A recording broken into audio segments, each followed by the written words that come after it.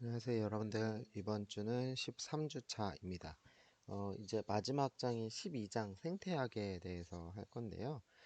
어, 지금 포트폴리오를 보내준 학생이 아직 많이 없어요. 그래서 포트폴리오 작성하는 게 너무 어렵게 생각하시는 것 같아서 다시 한번 얘기를 하려고 하는데요.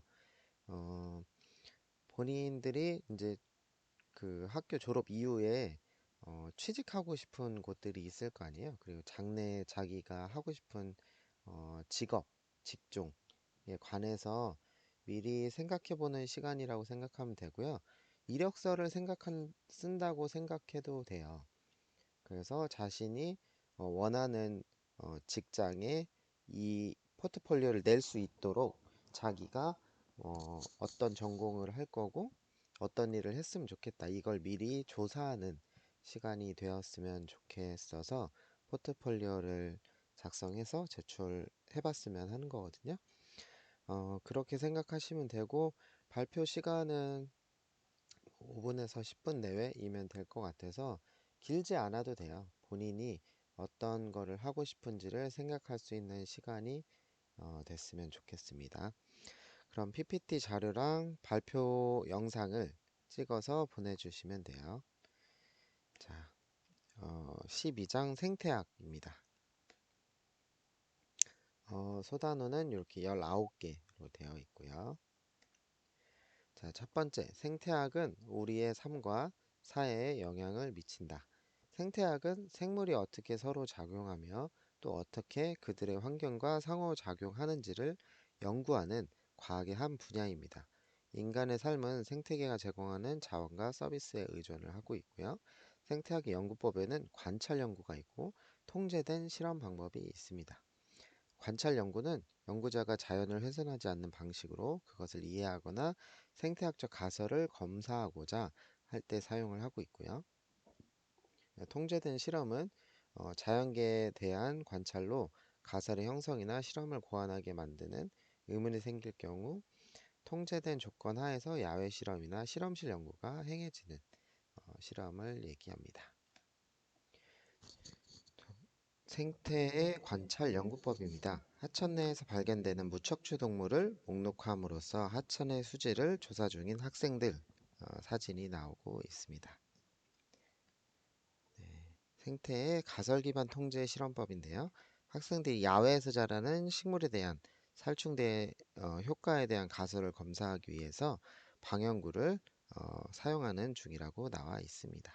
네, 이렇게요. 자, 환경보호 운동인데요.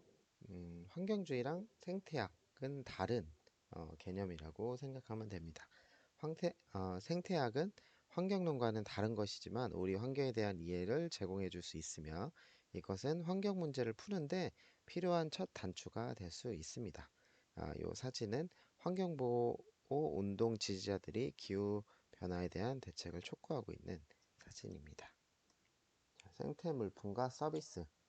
왼쪽에 나오는 시장적 가치와 비시장적 가치로 경제학자들이 분류를 하고 있는데요. 시장적 가치는 생태학적 가치를 경제학적으로 가치가 있냐 없냐를 따졌을 때 가치가 있다. 이제 화폐의 가치로 따질 수 있다. 이런 개념이고요. 왼쪽에 보이는 나무 같은 경우에 우리가 이제 물건의 원료로 사용할 수가 있고 습지나 해안 서식지는 쓰레기를 우리가 이제 배출하게 되거나 노폐물이 쌓이면 자연적으로 이런 것들을 걸러주잖아요. 그런 것들. 뭐 22조 달러의 가치가 있다고 하고요.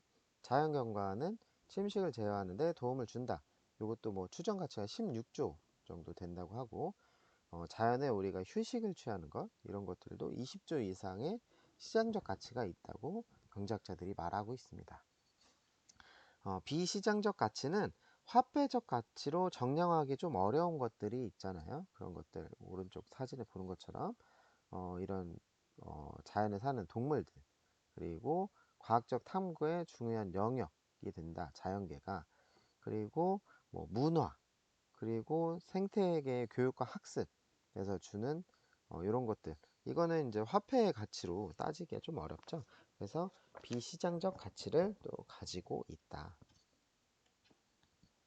자, 그래서 생태학은 생물과 그 환경 사이의 상호작용에 대해 더 많은 것을 배울 수 있도록 관찰 및 가설, 기반 통제법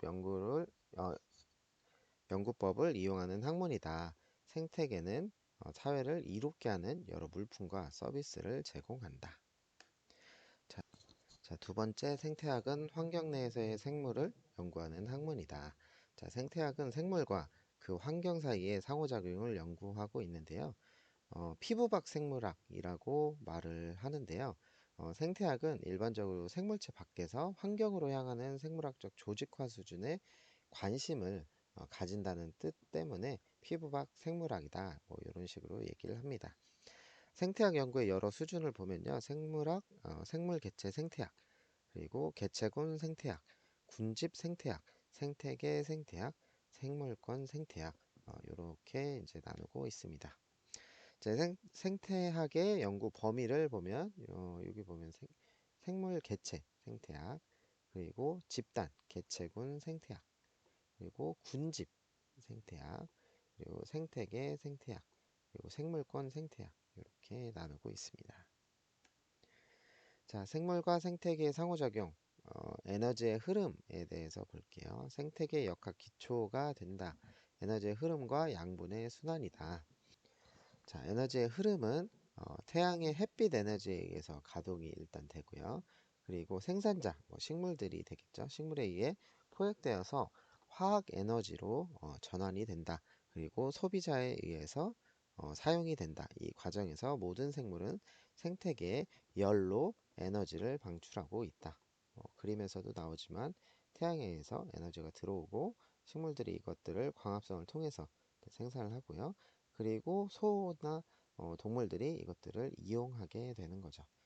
그리고 모두 이용하는 생물들은 열로 에너지를 방출하고 있습니다. 생물과 생태계의 상호작용, 화학적 순환인데요. 자, 원소는 생산자에 의해 환경으로부터 흡수가 됩니다. 예를 들어서 생태계 CO2의 탄소는 식물의 광합성에 의해서 당 생산에 사용이 되고 있고요.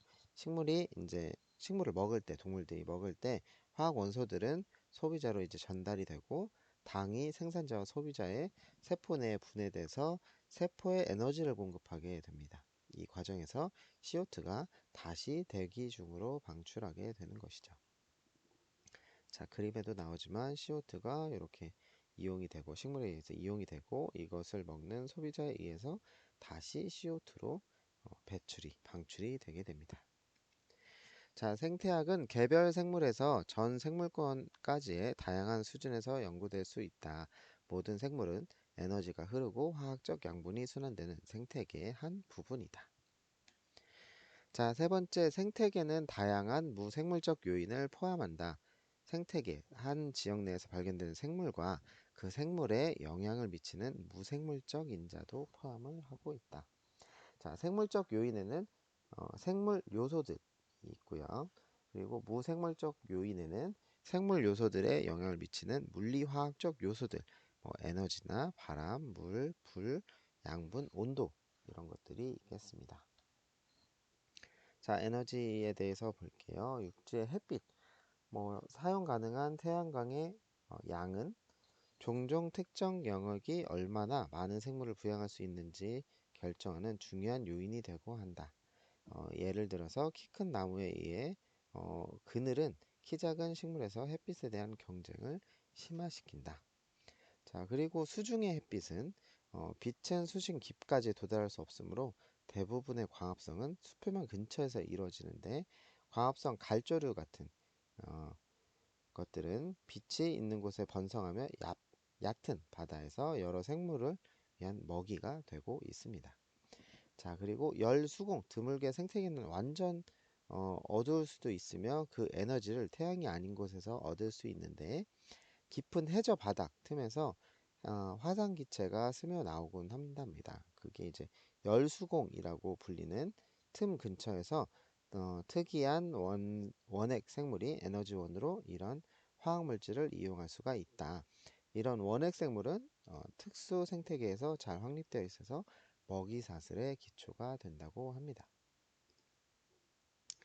자, 그리고 양분인데요. 성장에 필수적인 무기영양 원소, 질소나 인 같은 것들이 있고요. 육상 서식지에서 토양 구조를 보면 수분 함량, pH 그리고 양분 함량들이 식물 분포의 주요 원인이 되고 있다고 합니다. 자, 해양 서식지의 낮은 양분 수준은 조류와 세균 성장을 제한하고 있고요. 자, 여기 옥수수가 이렇게 있는데 양분이 풍부한 토양에서 자란 옥수수가 있고 질소가 결핍된 토양에서 자란 옥수수는 이렇게 좀 덜 자라는 모습을 볼 수 있죠. 자, 포충식물과 기타 육식성 식물은 질소가 부족한 서식지에서 자라므로 곤충을 섭식함으로써 질소를 얻는다고 합니다. 자, 그 다음에 바람. 일부 육상 생태계에서 중요한 무생물적 요인인데 동물이 내부 온도를 조절하거나 식물이 자라는데 영향을 미칠 수 있다고 합니다.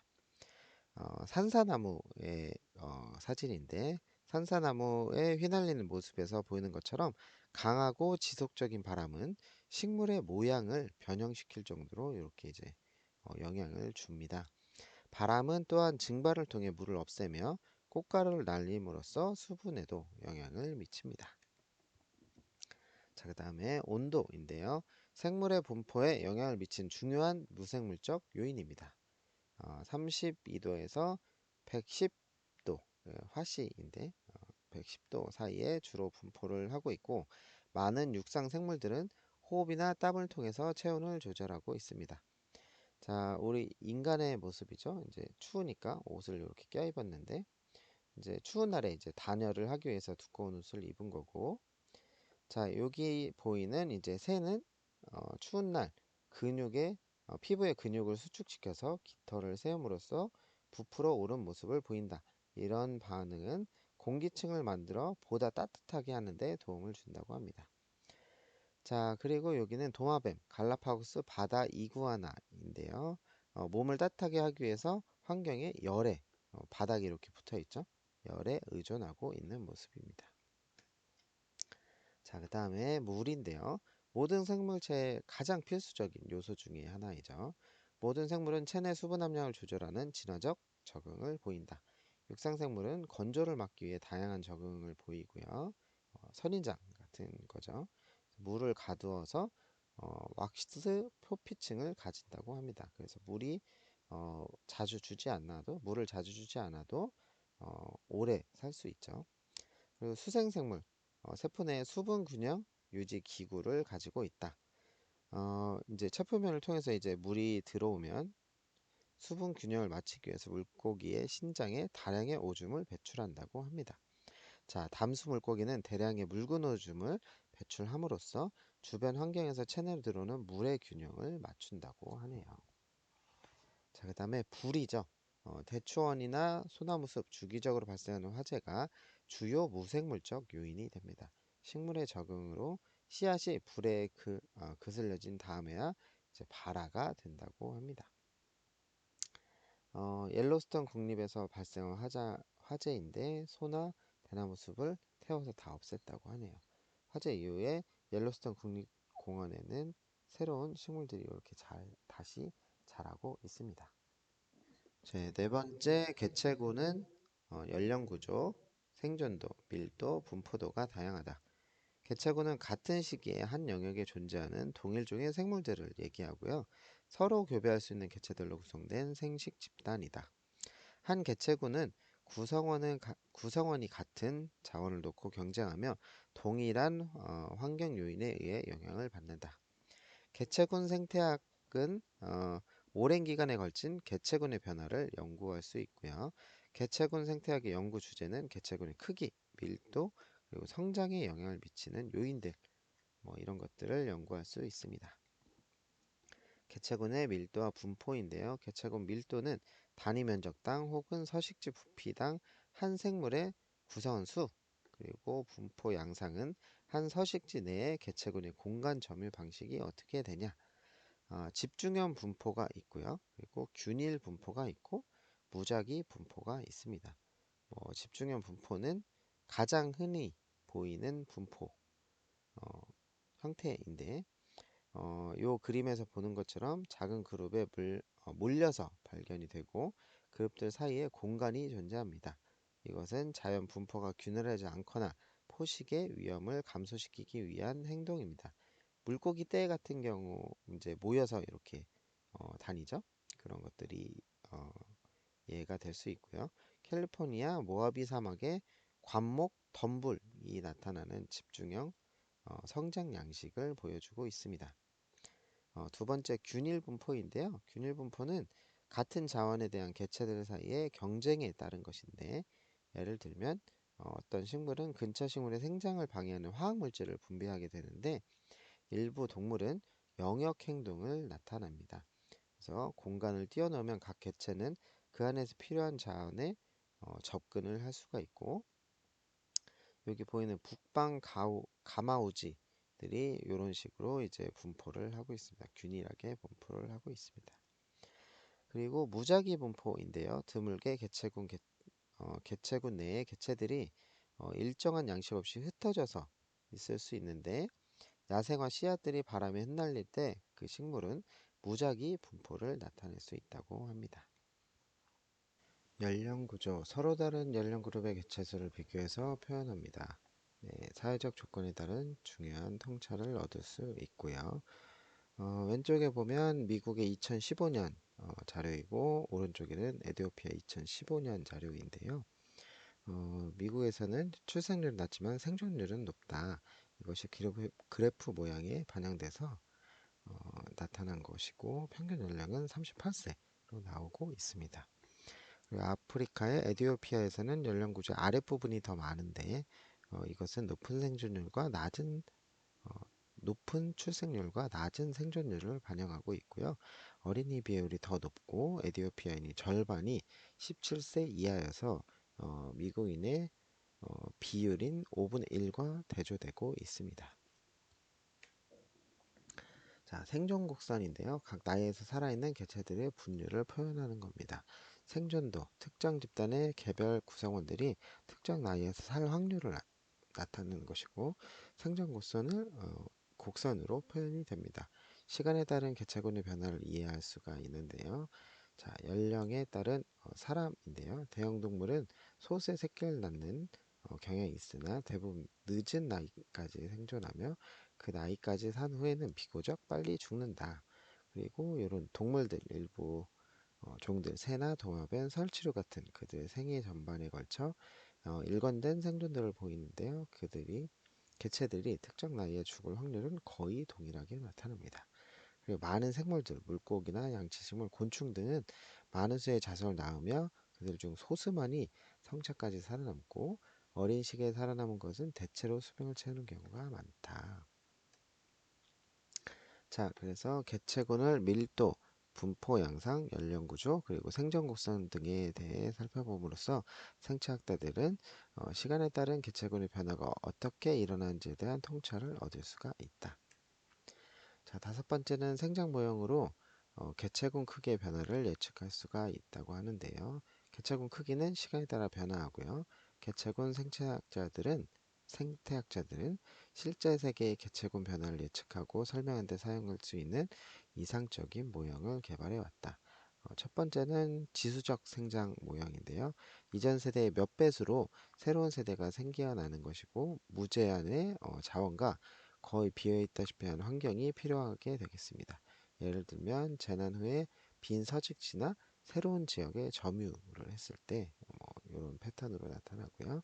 그리고 로지스트형 생장 모형 환경의 수용능에 가까워질 때까지 개체군의 크기가 빠르게 증가하다가 수용능에 가까워지면 개체군 생장 속도가 감소하는 패턴으로 나오는 것이죠.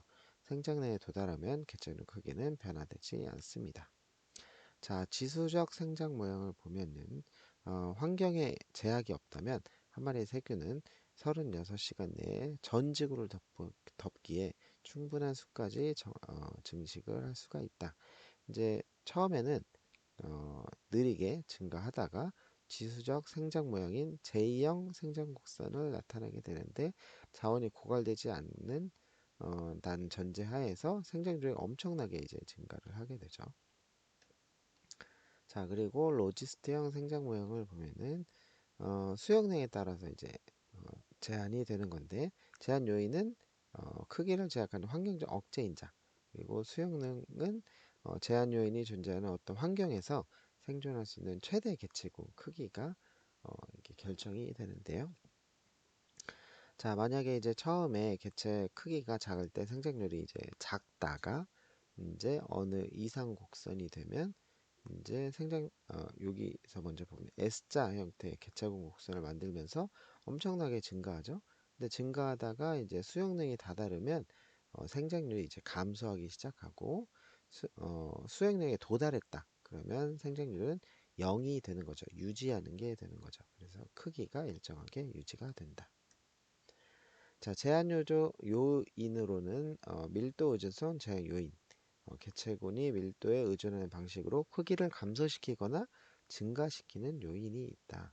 자, 경쟁 구도인데 일반적인 요인으로 제한된 자원에 대해서 동일종 개체들이 서로 이제 자라기 위해서 발생하는 거고요. 개체군이 커짐에 따라서 경쟁이 심화되고 출생률이 감소하게 됩니다. 먹이나 물 그리고 살 공간 등이 이제 되겠죠. 그리고 밀도 비의존성 제한 요인인데요. 개체군의 밀도와 관계없이 영향을 미치는 요인이고 날씨나 재난 같은 무생물적 인자가 되겠습니다. 자, 밀도 의존성 제한 요인인데 물, 먹이 그리고 살 공간에 대한 제약은 모두 현존 개체군 밀도에 비례하는 방식으로 개체군 내의 경쟁을 강화하게 된다. 자, 이렇게 이제 무기를 두고선 이제 얘네들이 살기 위해서 경쟁 속에서 이렇게 이제 살아가고 있는 거죠. 자, 밀도 비의존성 제한 요인은 많은 곤충들 개체들은 개체군 크기와는 상관없이 첫 해에 겨울서리가 내릴 때 대량으로 죽는다. 그래서 이제 초기에는 이렇게 많이 자라지만 일단 뭐 서리가 내리거나 뭐 춥거나 이렇게 되면 갑자기 이렇게 다 출생이 어, 일어나지도 않고 이제 많이 죽기 때문에 이렇게 심하게 감소하게 되는 것이죠. 개체군 생장은 비이론적 그 개체군 생장은 이론적인 생장 모형을 고려해서 이해될 수 있고요. 제한 요인은 생태계 내 최대 개체군 크기에 영향을 미치고 있습니다. 자, 여섯 번째 인구 집단은 지수적으로 증가해 왔다. 개체군 생태학의 연구 주제로 인구 성장률 경향성에 대해서 보면은 인류는 거의 모든 생태계에 지나치게 큰 영향을 미치고 있으므로 인간 개체군 성장률의 경향성은 생태학적 연구에 특히 중요하다. 자, 인구의 성장, 장기간의 고출산, 고사망을 유지하고 있었는데 영양, 위생, 의학의 진보에 따라서 1900년대부터 인구가 폭발적으로 증가하기 시작을 했고요. 최근엔 뭐 출생률 감소나 인구 성장률의 감소 등이 나타나고 있지만 총 인구수는 75억 명으로 지속적으로 증가되고 있습니다. 자, 인구 성장 곡선을 보면 1800년대는 느리게 증가하다가 관광 분야가 발전함에 따라서 기하급수적으로 이렇게 증가했었죠. 1800년대, 1980년대 보면은 신생아 이제 출생률이 엄청 증가하다가 이제 감소되는 추세가 이제 보이기 시작하고 있고요. 출생률이 감소하면서 총 인구수가 감소해야 되는데 아직까지는 지속적으로 증가되는 모습을 보여주고 있습니다. 인구 증가, 환경 부담. 인류는 거의 모든 생태계에서 지나치게 큰 영향을 미치는데 인구 증가로 경관은 크게 변화됐습니다. 1700년대에는 이렇게 이제 자연 경관이 바다, 뭐 산 이런 것들이 많고 집들 이렇게 많이 없었는데 2010년에 뉴욕을 보면 다 건물이 빼곡히 들어차 있죠. 이렇게 이제 자연 경관이 많이 변화되었다. 그리고 인구 연령의 구조를 보면 미래 성장 예측을 위한 자료인데요. 현재 출생률은 현재 아이를 임신할 수 있는 여성들이 태어났던 15세에서 15년에서 30년 전의 출생률에 영향을 받는다. 자, 요거는 멕시코 자료인데요. 1900년대, 2015년, 2040년대 결과를 보여주고 있는데 피라미드형 구조를 보이다가 연령이 바로 위의 연령보다 더 많은 구조가 되어 있죠. 그래서 높은 출생률로 인해 성장하고 있는 개체군 집단의 특성을 보이고 있는데요. 2015년이 되니까 출생률과 전체 성장률은 감소를 했고요. 1975년부터 90년대 사이에 베이비붐 시기에 태어난 소녀들이 현재 최고 출산연령에 있음을 파악을 해야 된다. 이제 이렇게 나와 있고요. 그리고 2040년이 되면 출생률은 더 낮아질 거고 소녀들이 최대 생식 연령은 2015년 출생률 기세에 여전하게 나타날 수 있다고 이렇게 통계적으로 나와 있습니다. 미국 자료인데 미국 자료도 90년대, 2015년, 2040년 자료를 보면 베이비붐 세대 이 세대가 나이가 들어감에 따라서 학교와 대학이 필요해지면서 사회에 중요한 영향을 미쳤다. 그리고 2015년 실제를 보면 베이비 부모들은 은퇴 연령이 벌써 도달했다고 합니다. 이 때문에 건강보험이나 사회보험 같은 사회적 프로그램에 사용될 경제적 자원이 많이 필요해졌고요. 2040년대 가면 인구가 20%가 65세 이상 고령 연령이 될 것 같고요. 건강관리에 할당된 사회자본이 엄청나게 늘어나야 될 것으로 예상되고 있다고 합니다. 자, 인구는 이렇게 지난 250년간 지수적 성장을 보여왔고요. 인구 집단의 연령 구조를 살펴보면 미래의 사회 요구에 대한 통찰을 얻을 수 있다. 자, 그리고 일곱 번째, 생물 종들 사이의 상호작용은 군집에서 중요한 역할을 담당한다. 생물학적 군집. 같은 지역에 살고 있어서 먹이, 물, 햇빛, 그리고 서식 공간을 놓고 경쟁하는 모든 생물 개체군의 총합이다. 이것이 생물학적 군집이다. 이렇게 보시면 될 것 같고요. 개체군 사이의 상호작용은 군집의 조성에 영향을 미칩니다.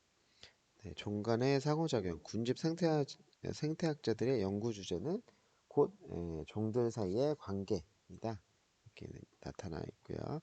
그리고 실제 생태계에서는 아래 설명한 종간 상호작용이 종종 조합되어 나타나고 있다고 합니다. 자, 종간 상호작용은 도움이 되거나 해롭거나 영향을 미치지 않을 수 있다. 자, 종들의 형태와 영향에 대해서 정리가 되어 있는데요. 경쟁 구도가 개체 1과 2에 영향을 줄 때 이제 숲에서의 식물들은 햇빛을 두고 서로 이제 경쟁하는 형태가 될 수도 있고 공생하는 관계에서는 꽃과 화분 매개자는 서로 도움을 준다. 그리고 포식 관계에서는 치타는 가지를 사냥해서 이제 먹이로 이제 하죠. 그러니까 양이 될 수도 있고 주고받는 게 이제 음이 될 수도 있는 거죠. 초식동물도 마찬가지로 이제 숲의 식물들을 먹기 때문에 이제 사슴은 얻는 게 있고 식물들은 이제 주는 게 있는 거죠. 자, 이런 식으로 기생과 병원체도 그렇고요. 평리공생 이런 것도 보시면 되겠습니다.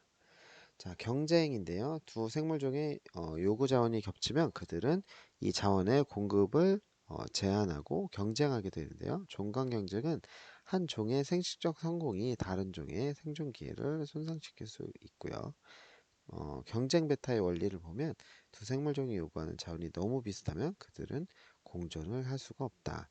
예를 들면 이렇게 곰하고 다람쥐가 있는데 흑곰하고 다람쥐는 먹이가 도토리인데 도토리를 놓고 경쟁을 서로 하니까 한 종이 더 많이 먹게 되면 다른 종은 굶주리게 되는 그 형태가 나오고 있는 거죠.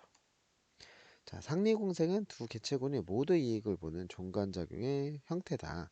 그래서 두 생물종이 물리적으로 가까우면 가까이 공존할 때 자주 발생을 하는데요. 산호초 같은 경우에 다수의 개별 산호 플립들을 포함하고 있고 이 플립은 그 아래 사는 수백만 개의 단세포 조류를 포함하는 하나의 동물이다. 조류는 산호에 당을 공급하는 반면에 햇빛을 접근하는 생존 공간을 받고 있습니다. 수분 매개자는 벌이나 나비 이런 것들이 되겠죠. 꽃은 벌과 같은 수분 매개자에게 당을 공급하고 동시에 수분 매개자는 이 꽃, 저 꽃 화분을 날림으로써 꽃의 생식을 돕는다. 그리고 세 번째로 균근은 식물 뿌리와 곰팡이 균 사이의 공생관계. 식물은 곰팡이에 유기물을 공급하고 곰팡이는 식물에 무기 영양분을 제공한다. 자, 포식과 초식인데요. 포식, 초식, 기생, 병원체 등의 상위작용은 독특한 행동들을 포함하지만 모두 다른 종의 희생으로 이득을 얻는다. 이렇게 포식자는 포식을 하는 이제 종자 치타 같은 이런 것들이죠. 자, 피식종은 포식자를 피하는 데 도움을 주는 자연 선택을 통해 자연적으로 적응을 하는데, 예를 들면 임팔라는 치타를 피하기 위해서 빠른 속도와 민첩함을 이용해서 다른 포식자 적용의 위장 껍질 화학적 방법들을 사용을 하고 있습니다. 두 번째로 초식 동물은 동물에 의해서 식물 먹이가 분해된 식물의 부분이 먹히는 것이고요. 식물은 이 기동선인장의 가시나 화학독소들처럼 초식 동물로의 방역 기작을 진화시켰다. 자, 병원체와 기생체인데요. 단 25년 만에 35억 그루의 미국 밤나무가 기생충에서 초토화됐다고 하는데요. 자, 병원체는 질병 유발하는 미생물로서 주로 세균이나 바이러스, 곰팡이 혹은 원생생물이다. 인간에게 질병을 일으키는 질병원이 존재하며 인간에게 질병을 일으키는 많은 질병원이 존재하며 어, 다른 대형 생물도 마찬가지이다. 그래서 이 밤나무는 곰팡이 감염으로 말라 죽었다. 자, 군집 내에서의 종간 상호작용은 서로에게 해로운 것일 수도 있고 서로에게 이로운 것일 수도 있으며, 한쪽에서는 해롭지만 다른 쪽에서는 이로운 것일 수 있습니다. 자, 여덟 번째 먹이 그물은 여러 층의 영양 구조를 설명한다. 생물학적 군집, 같은 시간에 같은 장소에 사는 생물 개체군들의 모임을 얘기하고요. 그리고 영양 구조는 군집 내에 먹이 관계를 설명을 하고 있습니다. 그리고 영양 단계는 수직적 먹이 체계의 각 순위를 얘기를 하고요. 더 상위 영양 단계에 있는 생물이 더 하위에 영양 단계에 있는 생물을 소비하게 됩니다. 그리고 영양 구조에 대한 이해는 생태학자들이 생태계를 통한 에너지와 양분의 흐름을 설명할 수 있도록 해준다. 자, 먹이 사슬에 대해서 볼게요. 음악의 에너지가 한 생물에서 다른 에너지로 옮기는 것을 따라가는 영양 구조의 단면에 대한 단순화된 설명이다. 생산자가 있고 1차 소비자, 2차 소비자, 3차 소비자, 마지막 최종 소비자가 이렇게 있습니다. 자, 먹이 그물, 생태계의 실질적인 먹이 관계는 다수의 먹이 사슬이 서로 연장하는 여러 개의 가지를 친 사슬들이다. 자, 생물 농축, 먹이 사슬로 들어온 독주가 분해되지 못하고 영양 단계를 거쳐 차례로 이동하면서 점점 농축된다. 더 상위의 영양 단계에 있는 육식동물은 수은을 더 고도로 농축시킨다. 최상위 소비자 섭취가 제한이 필요하다. 자, 먹이 사슬과 먹이 그물은 생산자에서 시작하여 한 영양 단계에서 단계별로 이동해 최상위 포식자에게 끝나는 유기물질의 이동을 설명한다. 독소는 먹이 사슬의 더 높은 수준으로 갈수록 더 많이 축적된다. 자, 아홉 번째, 종 다양성에 영향을 미치는 요인인데요. 종 다양성은 한 군집 내에 살고 있는 생물종의 다양성, 한 군집을 다른 군집과 비교하면서 시간에 따른 군집의 변화를 추적할 때 지표가 될 수 있습니다. 현대 농업 분야는 다양성이 거의 없는데 농작물들은 대체로 넓은 지역의 단일종으로만 자라기 때문입니다. 산호초와 열대 우림은 매우 종 다양성이 높습니다. 자, 종 풍부도라는 게 있는데요. 한 군집 내에 서로 다른 생물종의 수, 이게 종 풍부도가 되겠고, 상대 수도는 한 군집 내에 있는 총 생물에 대해 각 종이 차지하는 비율을 얘기합니다. 종 풍부도와 상대 수도를 나타내는 그림인데요. 숲 A와 B가 있죠. 보면은 똑같이 A와 B는 네 가지 종류의 나무가 있어요. 이렇게 이제 설풍나무, 낙엽송, 단풍나무, 미국 머플러. 근데 이제 크기가 비슷하죠. 그리고 숲 B는 똑같이 네 가지 종류가 있어서 종 풍부도는 A와 B는 똑같은데 여기는 이제 큰 나무, 동부 술속나무가 좀 더 크죠. 근데 나머지는 이제 비슷하고요. 그래서 어, A에 비해서 B가 상대 수조가 더 적다. 이렇게 보시면 될 것 같습니다. B는 숲 A보다 덜 다양하다. 왜냐면 요게 이제 유독 크고 작은 것들이 세 개가 있기 때문에 비율이 이게 작잖아요. 그렇기 때문에 다양성이 B가 적다. 이렇게 보시면 되고요. 핵심종, 쐐기종이라고 하는데 한 군집 내에서 전체 생물종 다양성을 불균형적으로 큰 영향을 미치는 생물종을 얘기를 합니다. 알래스카 연안 군집에서의 해달이 거기에 속하는데 포식된 해달이 감사하자 성게가 다양해지는 갈줄 숲을 황폐화시켜서 종 다양성이 감소했다고 합니다. 네, 교란과 생태적 천이 안정하게 유지되는 군집은 주기적 교란이 생물을 죽이고 자원의 접근성에 영향을 미침에 따라 변화를 겪습니다. 생태적 천이는 교란 후에 서식지가 서로 다른 종에 의해서 순차적으로 점유되는 것을 얘기하는데요. 수백 수천 년에 걸쳐서 일어날 수 있고 실제 천이 사례는 상당히 복잡하게 알려져 있습니다. 일자 천이는 한 지역이 완전히 비어 생물체도 없고 흙도 없는 상태일 때 발생을 하고요. 2차 천이는 한 지역에 살던 많은 생물을 죽였을 때 죽었지만 토양은 그대로 남아 있어서 1차 천이 과정에서보다 더 빠르게 식생이 회복되는 교란 이후에 발생한다고 알려져 있습니다. 세인트 헬레나 산의 화산 폭발로 인한 1차 천이가 일어났다는 어, 그 사진을 보고 있는데요. 1980년대에 워싱턴 세인트 헬레나 섬 화산 폭발과 같은 심각한 교란은 생태계를 극적으로 변화를 시켰다고 합니다.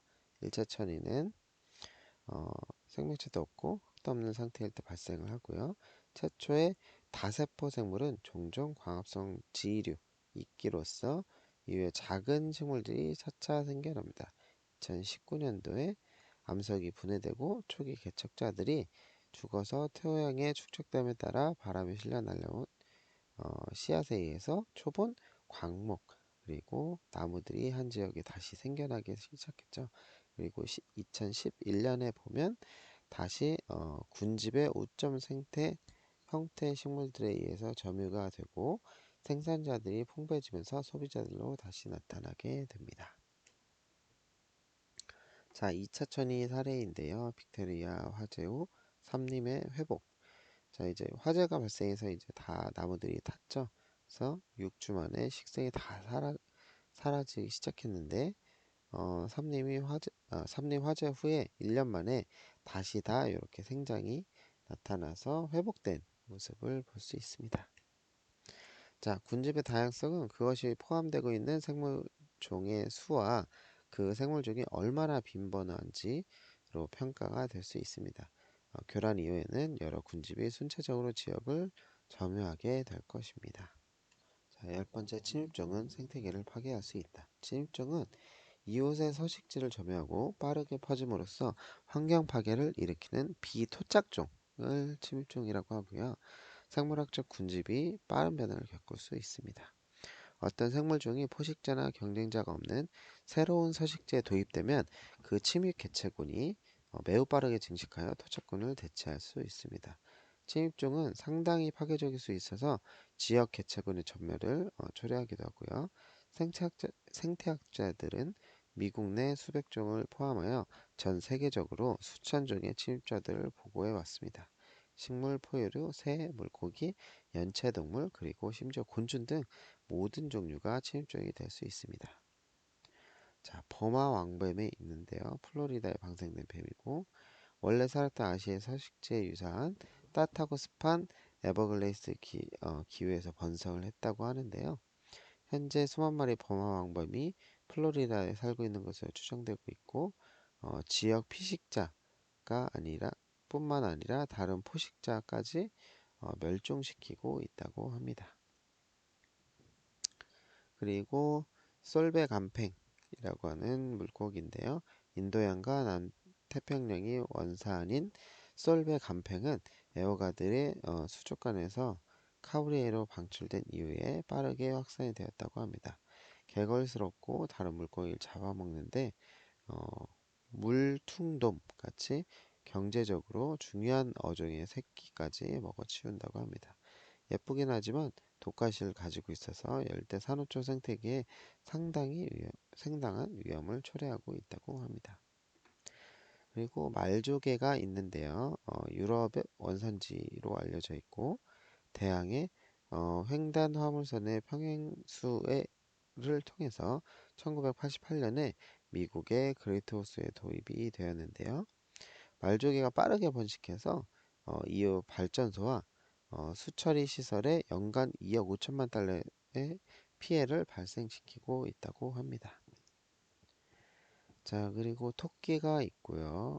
호주의 한 농장에서 24마리의 토끼가 사냥에 풀려났는데 1900년대가 되자 토끼의 개체군은 수억 마리로 늘어나서 대륙 전체에 퍼졌다고 합니다. 그래서 작물을 다 먹어치우고 어, 그 방목지를 망가뜨리고 심각한 경제적 골칫거리가 되었다고 하네요.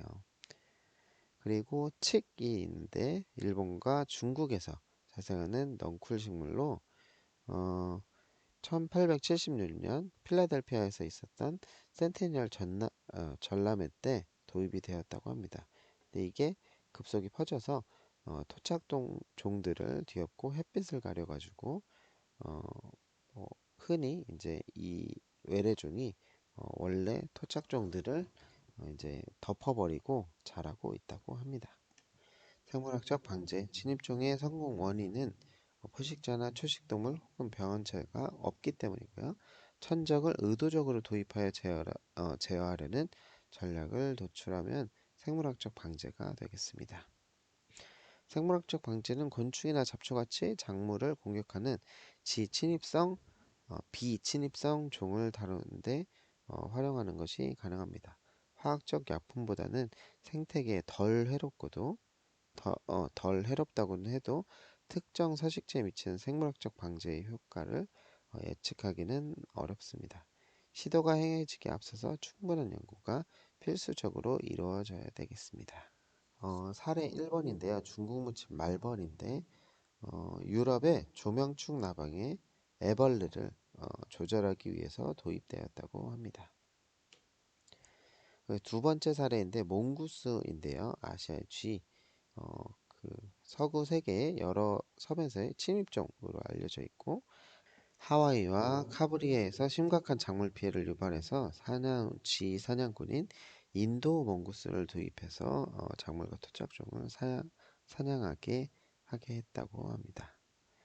자, 그리고 통합 병충해 관리. 현대 농업에서는 유전적으로 동일한 개체들로 구성된 대형 개체군을 만들고요. 생물학적 방지와 관리 문제가 상존한다고 합니다. 병충해 저항성 작물 변종 재배, 세심한 관리, 약품을 현명하게 사용하고 생식지 못하는 해충을 풀어놓고요. 생물학적이고 행동적인 변화 등을 거쳐서 통합 관리를 할 수 있다고 합니다. 이 방법의 목적은 병충해를 뿌리 뽑는 것이 아니고 해로운 생물 개체군을 지속적으로 작은 단위로 유지하는 데 있겠습니다. 자, 침입종은 새로운 환경에 도입된 후에 빠르게 퍼져 피해를 입히는데 침입종에 대한 전투는 종종 천적 도입과 같은 생물학적인 방법을 포함하곤 합니다. 이 효과는 절반의 성공을 나타낸다고 하네요. 자, 11번째 생물 다양성은 여러 수준에서 측정이 된다. 지구에서는 생물의 다양성에 대한 일반적인 용어는 여러 수준에서 측정이 될 수 있습니다. 유전적 생물 다양성, 특정 개체군 내의 유전자의 다양성을 얘기를 하고요. 종 생물 다양성은 주어진 지역 내에서 발견될 수 있는 서로, 다, 서로 다른 어, 서로 다른 종의 다양성을 얘기할 수 있습니다. 생태계 다양성은 생물 내에서 발견되는 생태계 다양성 정도를 나타내고요. 어떤 규모에서든 생물 다양성의 보존은 우리 모두의 의식적 노력을 필요로 한다고 합니다. 자, 유전적 생물 다양성을 볼까요? 네. 개체군 내 유전자 모음을 하고요. 특정 환경에서 생물에 도움이 되는 유전자는 그렇지 않은 유전자보다 더 많은 비율로 유전될 것이다. 결과적으로 자연 선택에 의한 진화가 이루어진다. 심각하게 감소된 유전자 변이는 어, 감소, 그 개체군이 변화하는 환경에 적응될 수 있는 능력을 감소시키므로 종의 생존을 위협하게 된다고 합니다. 자, 그리고 종의 다양성, 하나의 생태계나 전체 생물권 내에 존재하는 서로 다른 종의 수를 말하고요. 그래서 오래된 종의 비가역적 종의 생실이 멸종이라고 이제 하고요. 종 다양성이 빠르게 감소하는 중이고 이런 종의 소실 속도가 지속된다면 현재 살고 있는 식물과 동물종의 절반이 금세계 말에 사라질 것입니다. 그리고 최근 사라진 미군 생물종들은 카타올로르 도롱뇽, 그리고 그레이트 호수의 망상어, 캐롤라이나 앵무 등이 있다고 합니다. 여기 예쁘게 생긴 금두꺼비도 마지막으로 1989년에 관찰되고 아마 멸종이 된 것 같네요. 네. 생태계 생물 다양성. 지구에서 발견되는 다양한 종류의 생태계를 말을 하고요. 생태계 파괴는 인간에게 제공된 혜택인 생태계 서비스를 위협하고 있다고 합니다. 습지에 많은 양의 강우가 흡수되고 습지, 소실은 주변 지역에 더 잦은 범람이 발생하도록 하고요. 그리고 산호체험, 다른 생물종에서 피난처를 제공하는 건데 방파제로 작용하고 해안선을 보호할 뿐만 아니라 휴양지가 되기도 합니다. 근데 가장 위협받고 있는 생태계 중 하나이고 이게 이제 정말 많이 없어졌다고 하네요. 그래서 뭐 인간의 활동에 의해서 거의 20% 정도는 다 망가졌다고 하네요. 자, 그리고 생물 다양성의 혜택인데 많은 나라의 경제는 여기서 보이는 벨리지 산호초 같은 유명한 야생 생물 서식지와 야생동물 보호구역에 의존을 한다고 합니다. 여기서 마다가스카르의 빈카는 백혈병을 치료하는 화합물을 제공해주고 있고 생물의 다양성은 우리가 먹는 음식을 제공해주고 있는데 생물이 변화함에 따라서 우리는 새로운 작물과 에뮤 같은 새로운 가축을 개발해야만 할 것입니다. 자, 그리고 생태계 생물성 소실의 원인으로는 근본적인 원인은 인구의 증가 그리고 인구를 지탱하는 데 필요한 활동이 되겠고요. 첫 번째로 서식지 파괴는 생물 다양성의 가장 큰 단일 위협 요인이자 가장 주된 어, 그 전멸 요인이 되겠습니다. 남획은 빠른 속도로 빠른 채취는 개체군을 감소시키고요. 침입종 그리고 오염, 전체 규정 기후 변화가 생태계 생물 다양성 소실의 원인이 되겠습니다. 자, 그림에서 보는 것처럼 침입종이 있고 남획 그리고 오염 그리고 여기 기후 변화 등이 이제 원인이 되겠습니다. 그래서 생물 다양성은 여러 수준에서 고려가 될 수 있는데 유전적 다양성, 종 다양성, 생태계 다양성 수준에서 평가가 될 수 있습니다. 모든 수준에서 생물 다양성이 인간의 활동에 의해 위협받고 있습니다. 자, 12번째, 다양한 육상 생물 공개가 존재한다고 합니다. 생태계학자들은 지구의 표면을 일련의 생물 공개로 분류를 하고 있고요. 생물 군계는 생태학적 군집의 한 형태로 특정 기후들을 차지하는 특정 생물을 포함하고 있습니다. 주로 기온과 강수에 따라 달라지고요. 육상 생물 군계는 그 안에서 발견되는 식생의 형태에 따라 주로 결정이 되고요. 일반적으로 지구의 서로 다른 지역에 비슷한 기후대는 유사한 생물 군계를 포함하며 따라서 비슷한 생물 군집이 존재를 하고 합니다. 자, 여기에 나오는 육상 생물 공개에서 극빙하가 있는데 춥고 건조하기 때문에 이끼나 지이류 같은 어, 작은 식물들이 자랄 수 있다고 합니다. 두 번째로 쿤드라와 고산 쿤드라. 건조하고 춥고 센 바람이 이제 많이 부는데 영구 동토를 형성하고요. 작은 개, 초본이나 관목, 이끼, 지류 등이 자란다고 합니다. 그리고 고산 쿤드라에는 모든 위도의 높은 산꼭대기에서 발견이 되고 영구 동토층이 없으나 툰드라 유산 식생을 포함하고 있다고 합니다. 세 번째는 온대 초원인데요. 추운 겨울과 적은 강수량 그리고 주기적으로 가뭄이 특징이기 때문에 주로 초본이 오점이 된다고 합니다. 자, 네 번째 열대 삼림은 적도 근처의 습하고 더운 기후 때문에 우림하거나 건조림한 환경인데요. 그래서 다양한 동물들이 많이 살고 있다고 합니다. 지중해성 관목지대, 온화하고 강수량이 많은 겨울과 덥고 건조한 여름이 특징인 연안 지역에는 상록 관목이 많이 자라고 있고 주기적인 들불에서도 생존할 수 있도록 적응을 보인다고 합니다. 자, 여섯 번째 침엽수림은 솔방울로 만드는 상록수를 포함하고 있고 북미, 유럽, 아시아에 분포하고 있고요. 길고 추운 겨울과 짧고 습한 여름이 특징이 되겠습니다. 일곱 번째 온대 화렵수림, 더운 여름과 추운 겨울, 잦은 강우 지역이 되겠고 낙엽이 지는 화렵수가 잘 자란다고 합니다. 사바나, 덥고 비교적 건조한 기후고 흩어서 자란 초본이나 듬성한 나무가 있겠고요. 우기의 빠른 식생 형성을 따라서 초식 동물들이 이러한 환경에서 살고 있고요. 주기적 건기나 그리고 화재에도 적응이 됐다고 합니다. 자, 아홉 번째 사막, 매우 적은 강수량과 춥거나 더운데요. 수분 저장 식물들이 적응해서 살고 있다고 합니다. 자, 이렇게 지역적으로 나와 있고요. 자, 지구의 육지는 육상 생물 공기로 나뉜다. 각각은 기온, 강수, 들불의 출현 빈도가 다른 특정 기후에 의해 그 특성이 결정되고 우점 형태의 식생을 가진다고 합니다. 자, 13번째로 수생물 공개가 지구 표면의 많은 부분을 덮고 있다. 자, 지구 표면의 일련의 생물 공개로 묶는데요. 일종의 생태적 군집으로 특정 지역을 점유하고 있습니다. 수생물 공개는 무생물적 요인, 특히 염도에 의해 정의가 되고요. 담수 생물 공개, 호수나 강같이 일반적으로 염도가 1% 미만인 것. 해양 생물 공개, 대양이나 산호초 같이 일반적으로 무게당 3%의 염을 가진 물. 그리고 중간형 생물 공개, 육지와 담수 생물 공개가 바다 접하는 곳에 독특한 생물 공개를 얘기를 합니다.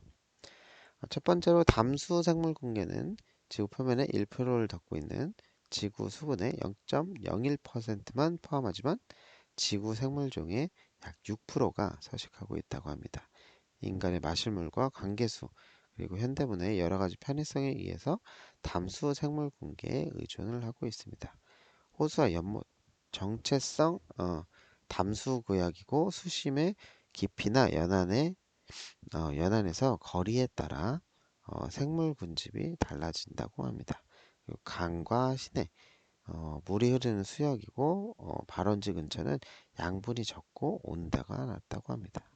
그리고 습지는 물과 육상의 생물 공개가 만나는 지역을 얘기를 합니다. 자, 호수와 연못인데요.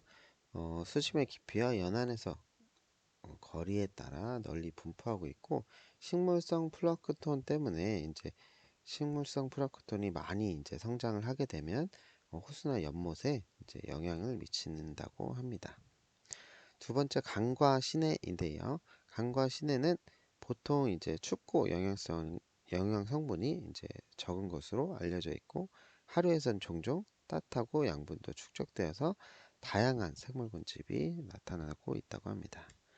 자, 그리고 습지는 물과 육생의 생물 공개가 만나는 지역에 이제 형성이 되고 있고요. 그리고 습지는 홍수를 감소시키고 수질을 향상시킨다고 합니다. 그래서 그들 가치가 인식되면서 습지를 보호하고 회복시키려는 노력을 하고 있다고 합니다.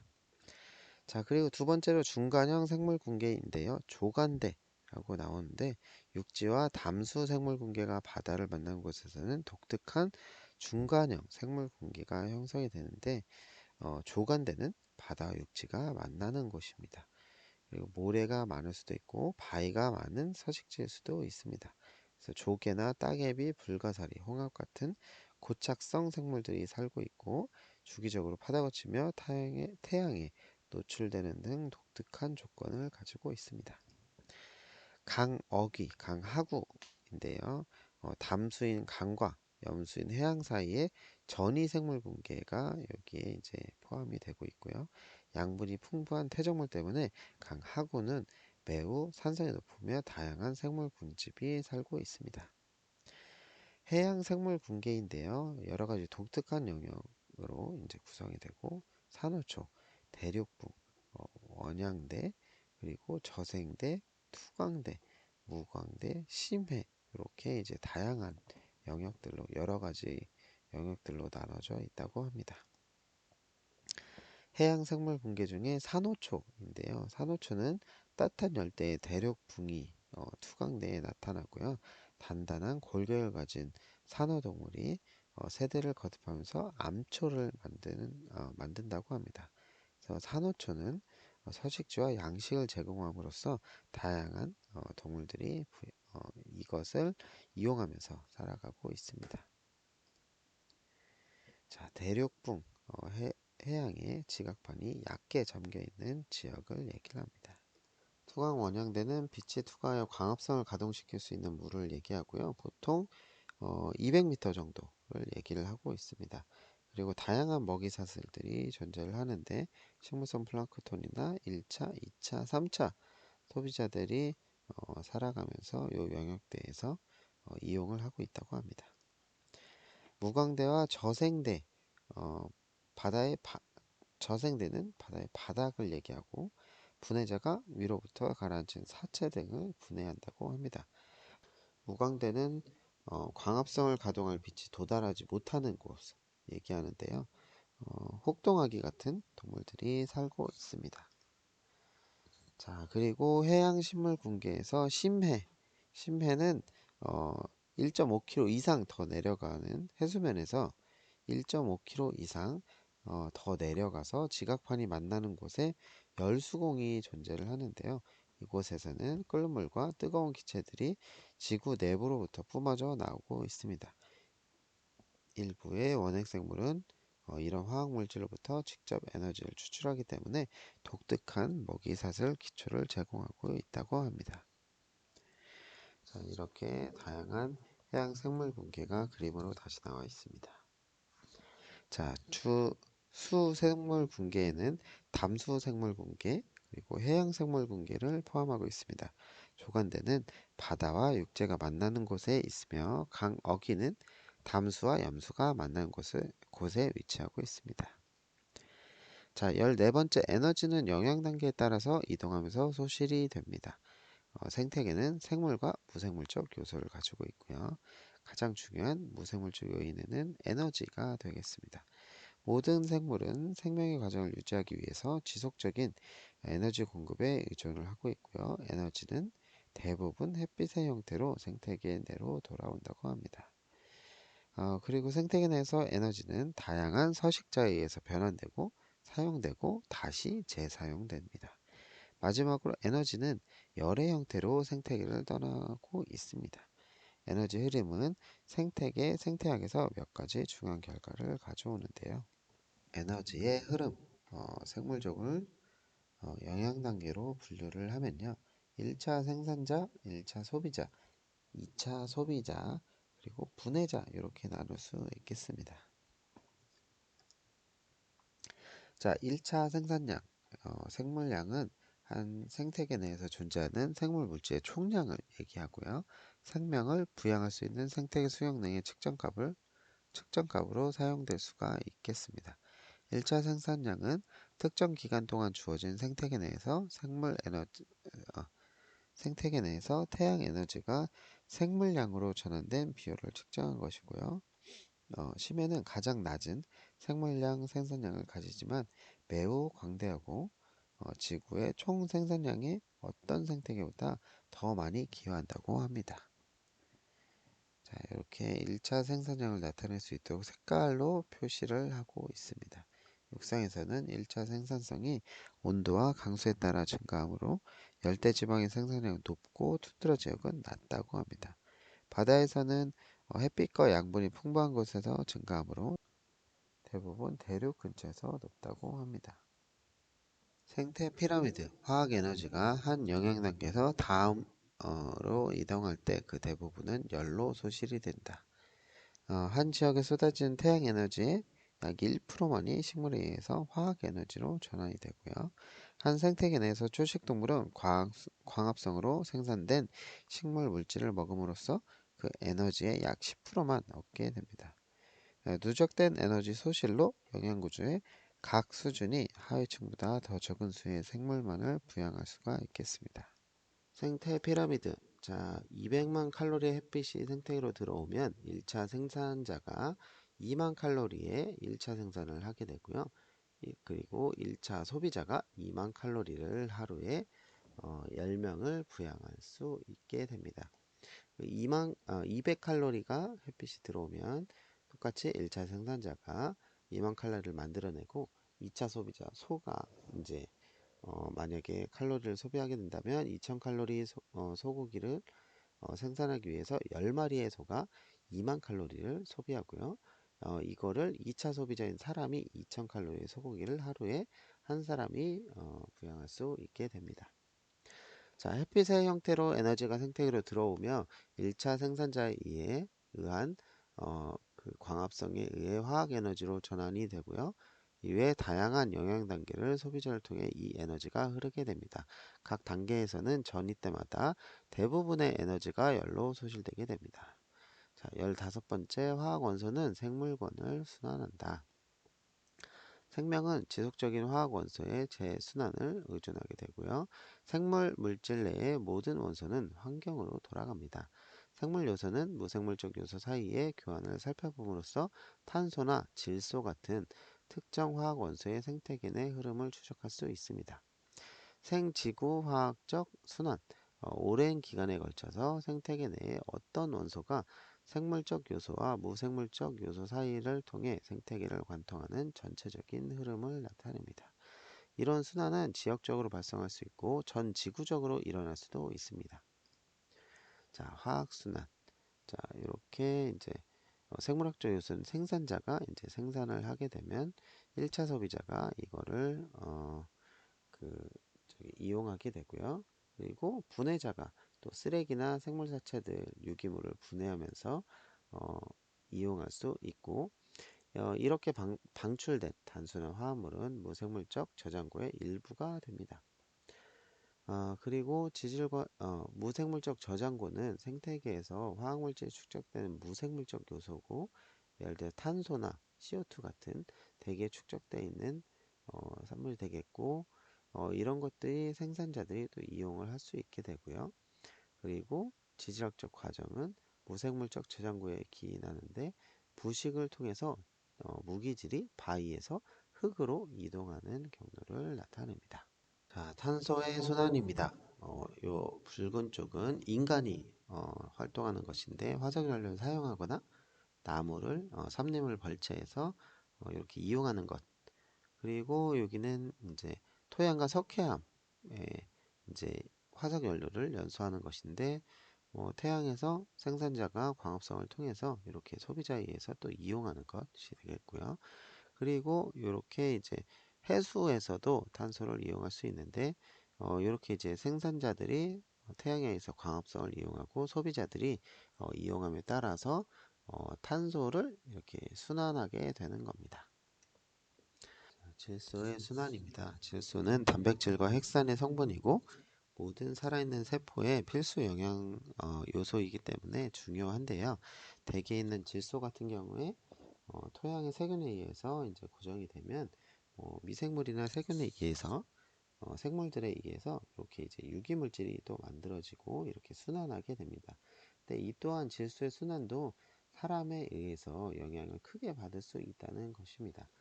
화석 연료를 사용해서 산업이나 자동차에 이렇게 많이 이용되고 있기 때문에 이는 이를 통해서 이제 영향을 크게 받을 수 있게 되는 것이죠. 자, 생물권을 관통하는 화학 원소나 생태계 내 대기, 토양, 물 같은 무생물적 저장고로부터 생물적 요소들 사이를 왔다 갔다 하면서 순환을 하고 있습니다. 16번째, 지구의 모든 물은 지구적 순환으로 연결이 된다. 지구의 모든 생태계 내부 및 생태계 사이를 흘러서 지구적 물순환으로 연결이 됩니다. 여러 형태의 강수는 물을 대기에서 땅으로 이동시키고요. 반대로 수역들의 증발과 증산작용, 이는 물을 땅에서 대기로 이동시킵니다. 자, 물의 이동에 대해서 볼까요? 물이 육지에서 바다로 이동함에 따라 물이 지나가면서 침식이 발생되고요. 강은 지속적으로 퇴적토와 무기물을 바다로 공급하게 됩니다. 식물로부터 증산작용은 물순환에서 주요 과정이므로 삼림의 파괴는 공기 중의 수증기량을 감소시켜서 지구적 영향을 미칠 수 있습니다. 세계 열대우림 다수가 농업을 위해 소각되고 있으며 이것이 지구적 물순환을 변화시키고 있습니다. 자, 인간의 활동과 물의 이동, 관계 시설들인데요. 지하수원의 물이 지표로 이동이 됩니다. 이것은 땅에서의 증발량을 증가시키고 지표수 공급력을 고갈시킬 수 있습니다. 자, 이거는 앞에 나왔던 게 이제 그림으로 정리가 되어 있고요. 자, 그래서 지구의 모든 물은 지구적 물순환으로 연계가 되고 해양에서는 물 전체 순이동은 바다에서 대기로 향합니다. 육상에서는 순이동이 구름에서 땅으로 향합니다. 자, 17번째, 인간은 여러 가지 생태학적 문제를 일으키는데요. 오랜 동안 지구를 이용해 왔으며 이에 따른 문제가 생기고 있습니다. 인간의 활동은 부정적이고 예측할 수 없는 방식으로 지구 생물권을 변화시키고 있습니다. 70, 70억 명이 넘는 인구의 종합적 영향과 자원에 대한 인간의 끝없는 추구 때문에 어떤 생물권도 변화하지 않고 남아있는 부분은 없습니다. 지구의 인구는 계속적으로 증가하고 있고 지구는 인구를 어느 정도까지 부양할 수 있을까요? 생태 발자국인데요. 한 사람을 부양하기 위해서 필요한 땅의 면적과 물의 양을 추정한 값입니다. 부유한 나라일수록 큰 생태 발자국을 가지고 대부분의 국가는 지속 가능한 것보다 큰 생태 발자국을 보이고 있습니다. 인도는 뭐 이렇게 크죠. 자, 세계 평균은 이 정도 된다고 합니다. 자, 생태 발자국 이렇게 그림으로 나타내 있습니다. 자, 이 지도는 세계 1인당 생태 발자국을 보여주고 있다고 하고요. 대부분의 나라에서 그 생태 발자국은 장기적으로 지속 가능한 수준을 넘어섰다고 합니다. 자, 삼림의 파괴. 자, 브라질의 우림 지역의 위성 사진인데요. 삼림 경각이 빠르게 변할 수 있는지를 보여주고 있고요. 농업과 벌목용 도로가 퍼져나가서 15년 만에 자연서식지 대부분이 파괴됐다고 합니다. 1985년에는 이렇게 이제 어, 나무도 많고 삼림이 많았다면 2000년대 보면 이렇게 개발이 많이 돼서 많이 안 보이는 모습을 볼 수 있죠. 자, 담수 자원의 고갈. 담수 생태계의 가장 큰 위협은 뭐 비료 누출이나 오염, 건조한 기후에 의한 고갈, 그리고 관계로 인한 지하수 남용인데요. 세계 일부는 이미 극심한 물 부족에 시달리고 있다고 합니다. 자, 그리고 급격한 생물종의 감소인데 사실 이거는 이제 사람의 영향이 대부분입니다. 멸종 위기종은 인간 활동으로부터 서식지 파괴로 인해서 급격한 개체수 감소를 보이는 생물종인데 이렇게 이제 바다 거북이들이 있고요. 멸종 위협종은 곧 위기종이 될 가능성이 높은 종 이렇게 이제 시라소니가 나오고 있습니다. 자, 인간이 생존하기 위해서는 지속적인 지구 생태계의 건강이 필수적이지만 우리는 여러 가지 방식으로 생태계 건강을 위협합니다. 자, 18번째, 인간은 생태학적 문제를 해결할 수 있습니다. 보존 생물학인데요. 진화적 적응의 기본 재료인 유전적 다양성을 유지하고 생태계를 지속시킴으로써 생물 다양성의 손실을 밝혀 그것을 역전시키고자 하는 것입니다. 보건생태학은 생태학적 원리들을 이용하여 손상 지역을 회복시키고자 하는 것입니다. 이 두 분야 모두 중요하고 어, 확장일로에 있으며 중요한 발전을 이룩하고 있습니다. 자, 생물 다양성의 보호. 가장 쉬운 방법은 땅이나 바다의 특정 지역 내에 개발 제한을 하는 것이죠. 그래서 서식지 파괴를 막는 게 되겠습니다. 자, 여기에 태국, 벨리즈, 크로아티아 같은 나라는 육지의 자연 유산을 보호하기 위해서 많은 노력을 기울이고 있다고 합니다. 자, 종회복, 위기종이나 멸종 위협종을 보존하기 위한 활동은 극적인 결과를 보여주는데요. 대머리 독수리 같은 경우에 서식지 소실과 환경 독성, 특히 살충제 때문에 어, 만 48마리 이하로 감소했다고 합니다. 근데 보존 덕분에 1963년에 살아있는 개체는 100여 쌍 독수리부터 현재는 10,000쌍 이상의 독수리가 생겨났다고 합니다. 고립 감소, 가장 해로운 형태의 서식지 파괴는 단편화로서 작은 개체군들이 서로 고립되도록 만드는 서식지 분리입니다. 단편화를 치료하기 위해서 한 가지 전략은 생물의 이동 통로를 만들어주는 이런 생태 통로들입니다. 자, 생물학적 환경 정화인데요. 오염된 생태계를 해독하기 위해서 생물을 이용하는 건데 생물 치료라고 합니다.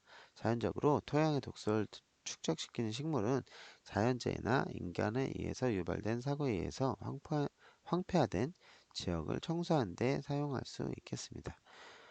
이거는 이제 후쿠시마인데요. 자연적으로 중금속 독소들을 토양에서 제거할 수 있도록 해바라기를 심고 있다고 합니다. 자, 그리고 지속 가능한 개발. 자, 목표는 지구 생태계가 영원히 생산을 유지할 수 있도록 하는 것이고, 합리적이고 과학적인 정책으로 올바른 행동을 취할 수 있도록 하는 것입니다. 자, 그래서 사람들이 이러한 노력들을 하고 있는 것이죠. 자, 보존 생태학자들과 보건 생태학자들은 보호 영역을 만들고 종회복을 도우며 생태계를 보존하고 복원하며 지속 가능한 개발을 독려함으로써 생물 다양성을 유지하고자 노력하고 있습니다. 자, 19번째, 인간 활동으로 온실기체가 증가하고 있다. 온실기체는 지구 중의 화학물질들로 지구 대기 내에 열을 잡아두는 것인데요. 이런 기체는 이산화탄소나 메탄, 아산화질소, 그리고 수증기가 되겠습니다. 온실가스는 지구를 온화하게 하여 식물이 서식하는 곳으로 만들어주지만 그 효과는 인간의 활동에 의해 지나치게 증폭이 되어 왔습니다. 결과적으로 대기 중에는 온실기체가 농도가 증가하고 이로 인해서 날씨와 기후의 지구의 패턴이 변화되고 있습니다. 자, 이산화탄소는 온실기체 원인이죠. 그래서 발전소나 교통 이런 것들이 주요 원인이 되겠고 자연적인 원인으로는 세포호흡이 부산물로 이산화탄소가 만들어집니다. 그리고 처리는 이산화탄소는 식물과 수생조류의 광합성 과정에 의해서 대기로부터 제거가 됩니다. 그리고 광합성에 의한 이산화탄소 흡수는 대략 세포호흡에 의해서 방출되는 양과 비슷하다고 합니다. 자, 화석 연료는 삼림 벌채로 얻은 목재 연소는 자연적인 균형을 깨뜨려서 대기 중으로 방출되는 이산화탄소의 양이 흡수될 수 있는 것보다 더 많아지도록 하는 것입니다. 이산화탄소의 생성과 처리입니다. 자, 이렇게 광합성을 통해서 대기 중에 있는 이산화탄소를 이용할 수 있고 동물들의 이제 호흡을 통해서 이런 이산화탄소가 다시 만들어지게 되고요. 사람들에 의해서 화석연료 연소를 통한 또 이산화탄소가 많이 만들어지게 됩니다. 이렇게 생산과 처리 등이 있고 발생 원인으로는 여기 보는 것처럼 제일 많은 게 이제 전기, 연료의 연소로 의해서 이제 만들어지는 것, 그리고 교통, 이제 사람들이 타고 다니는 차량 같은 것들 때문에 만들어지고요. 그리고 산업, 그리고 거주나 상업에 의해서, 그리고 기타 이렇게 이제 이산화탄소가 만들어지고 있습니다. 인간의 활동과 대기 중 이산화탄소, 자, 발전소와 교통은 이산화탄소 증가의 가장 큰 원인이 이렇게 되고 있죠. 자, 그래서 온실기체의 농도가 이제 이렇게 점점 높아지고 2000년대에 와서는 엄청 높아져 있죠. 자, 온실 효과. 자, 온실기체는 기체의 이불 역할이라고 생각하시면 될 것 같은데요. 더 많은 온실기체가 존재할수록 더 많은 열이 갇히게 되는 것이죠. 자, 온실 효과는 지구상에 생명이 존재하는 필수적이지만 인간이 만들어낸 온실기체 축적은 점차 지구를 덮게 해서 기후의 변화를 유발하고 있습니다. 자, 그래서 에너지 생산, 교통, 그리고 삼림 벌채와 같은 인간의 활동이 대기의 온실기체 농도를 증가시키고 있습니다. 자, 이렇게 이제 마지막 장까지 알아봤는데요. 여러분들 또 이거 강의 듣고 궁금한 점이 있거나 문의하고 싶은 부분이 있다면 연락 주시면 될 것 같고요. 그리고 마지막으로 출석 체크를 다시 한번 확인하시고 출석 체크가 제대로 안 돼 있는 게 있다면 꼭 연락해 주셔서 바로 잡을 수 있도록 해 주시면 될 것 같습니다. 자, 이번 시간에도 수고하셨습니다.